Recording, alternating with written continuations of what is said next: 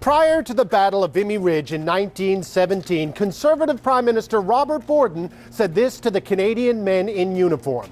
As you go forward into this action, know that your courage is known to the nation, and know that no man, whether he comes home or remains in Flanders, shall have cause to reproach the government for having broken faith. Well, flash forward to 2013, that faith is broken. Canadian soldiers qualify for a fully indexed pension after 10 years of service. And this month, as we head into Remembrance Day, our government has been throwing soldiers out of the service 6 and 7 months shy of that magic 10-year mark because they are no longer technically eligible to deploy overseas. And why can't they be deployed overseas? Because they are missing limbs, they are blind, they are deaf, they are suffering from post-traumatic stress disorder. We sent them to Afghanistan, they came back broken, and our government has found a loophole to throw them to the curb. So, no pension for them. How does a government allow this to happen? Canada's last 3 defense ministers promised over and over again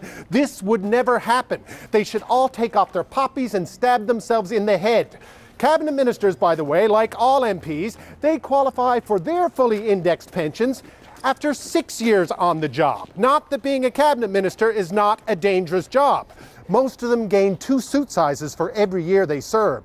The threat of adult onset diabetes is real. But this goes beyond politics. How we treat injured veterans goes to the very heart of what we stand for as a nation. We ask these men and women to defend us. If we harm them when they can no longer defend themselves, we stand for nothing.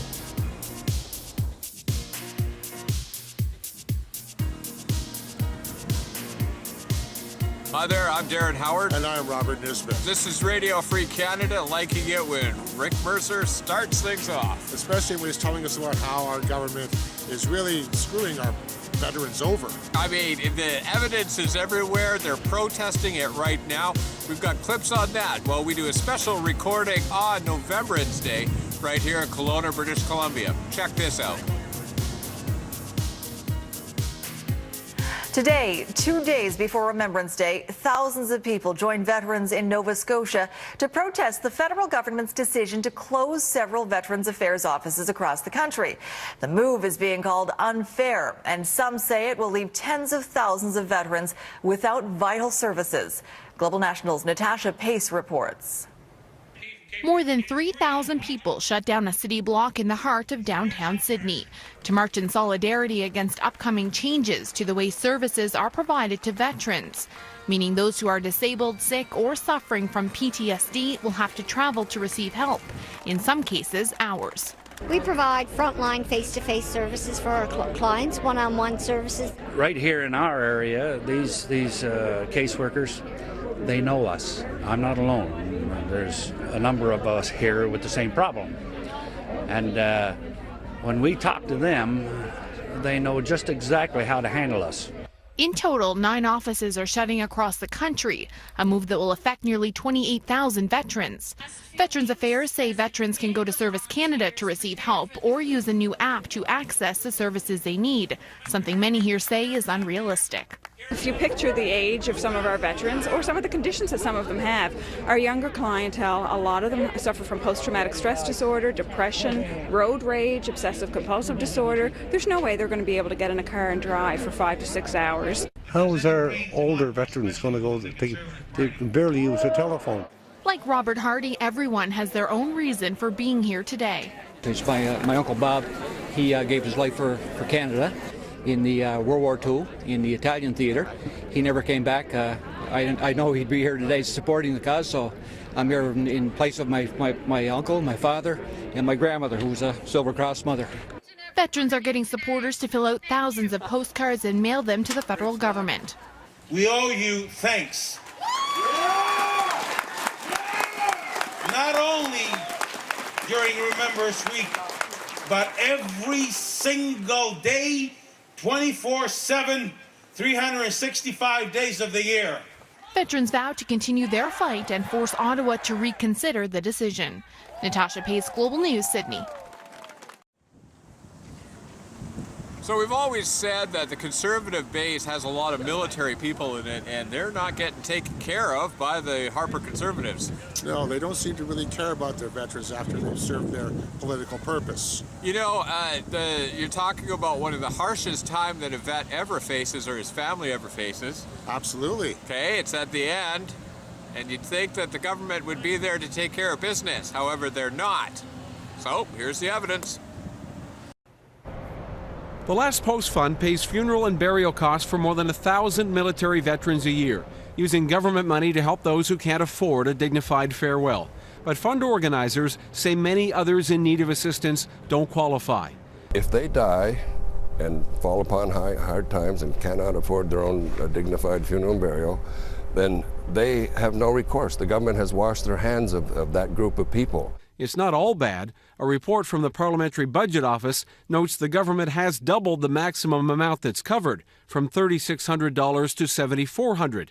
But for the next 5 years, the fund is projected to spend just $18 million of the $65 million budgeted, just 29%.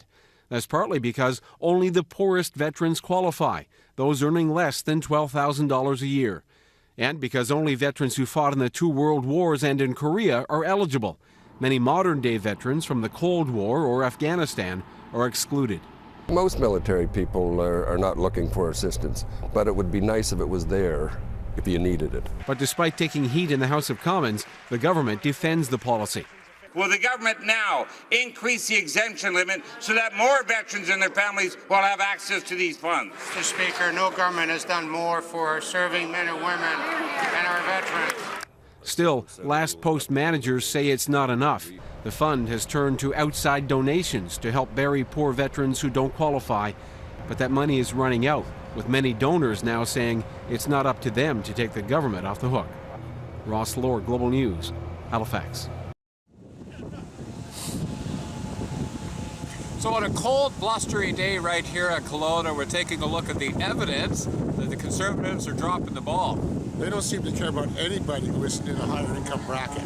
And you know, it's really shocking to see that the veterans, those people who signed up to defend each one of us, are being left out in the cold. But one of the things that they really don't want us talking about are the 300,000 homeless, of which a good quantity of them are veterans. This is the truth down in the States and right here in Canada. That's really true. And in Ontario, where it's just really cold in the wintertime, one town is having to charge homeless people for a bed. Check this out. Owning a home is a pipe dream for people who are living on the street. And in Kenora, Ontario, the homeless are facing a situation that's hard to comprehend. With winter approaching, the city's only emergency shelter has decided to start charging them for a bed. It's not clear how they're supposed to pay, but as Crystal Gamansing reports, the shelter says it's simply run out of options. This will become our men's quarters for the night, for the shelter. It's the only emergency shelter in Kenora, and it's doing something unheard of in Canada, charging homeless people for a place to sleep. And we have pajamas in there, we have blankets, sheets, pillowcases, and pillows. That this can go with these mattresses. Each one of them get one of those. On most nights, all 21 spaces are filled. It's not much, but it is warm. Providing that little bit of comfort, however, has put the center deep in debt. The first week is free, but after that, it's $15 a day. Bearable says they have no choice. The $7,000 provided by the province for the emergency shelter isn't enough. The issue of homelessness and substance abuse is one people here in Kenora have been struggling to address for decades. And some fear these changes at the emergency shelter will mean more people out here on the streets at night. Would you have money to pay for an emergency bed? No way. This group was willing to share their views on the fee, but some didn't want to appear on camera. Most of the people on the streets can't afford it. It's going to happen in the end, eh? People are going to, a lot of body bags, I think, anyway, I think. Crystal Gamansing, Global News, Kenora. So it's no wonder they got to do some high-definition ads to get people to sign up, because the news is out. If you're a veteran, you will be left in the cold. Yeah, it's always nice to see. Judge a society by how it treats its least important. We're here at the Remembrance Day ceremonies, and we are honoring those people who did give the ultimate sacrifice for this country. But we're questioning those who are saying that they take care of them. Remember, it's more than a paycheck, it's about this country. I'm Darren Howard. I'm Robert Nisbet. Please stay tuned. We've got more about the Conservative government coming up just a bit.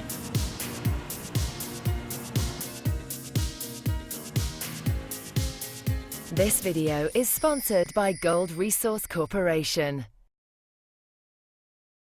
Once upon a time, we used gold, or paper that represented safely stored gold, as money.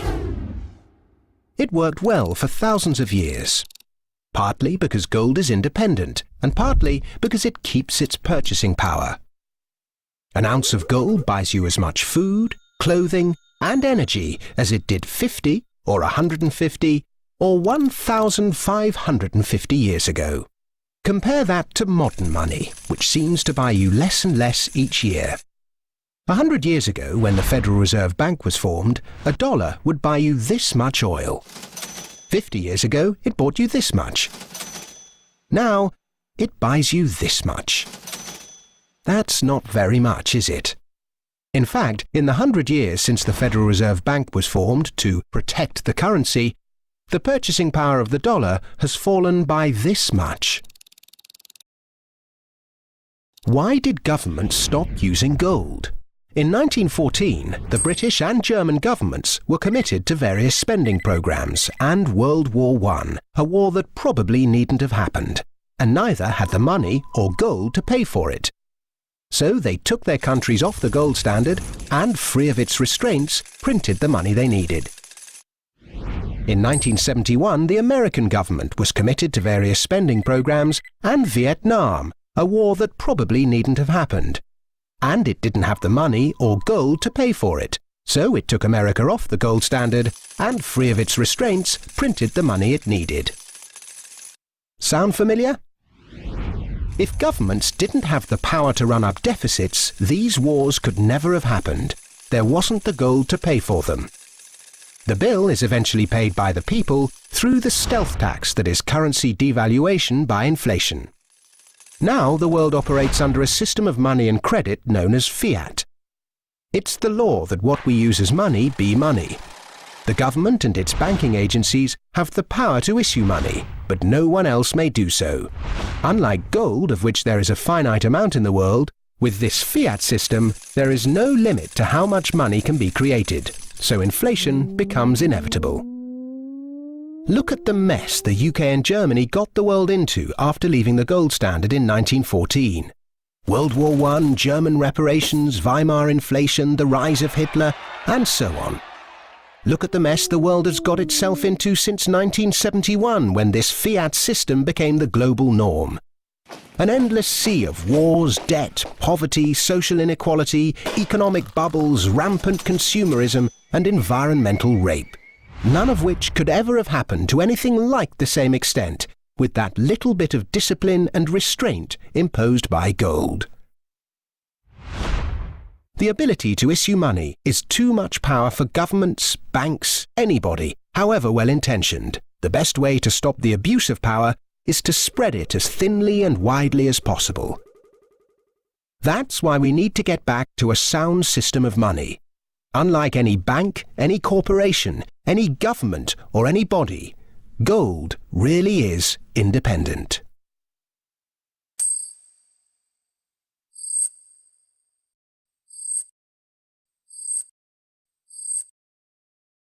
That video was sponsored by Gold Resource Corporation.